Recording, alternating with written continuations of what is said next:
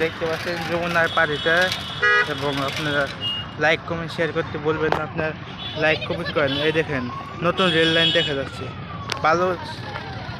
বালুর সাথে বালুর জন্য হাত পার পাচ্ছে না, দেখেন কি অবস্থা। নদীর পাড় দেখতে সেই না অবস্থা দেখতে অসম্ভব। অনেক বড় এরিয়া, মোবাইল নেওয়া জায়গা, আপনি সবাই সাবধানে থাকবেন।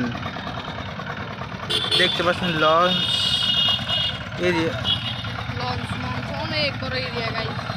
ভিডিওটা শেষ পর্যন্ত দেখতে পাচ্ছেন। এখানে যাক 2 হাত দিয়ে মোবাইল দাও।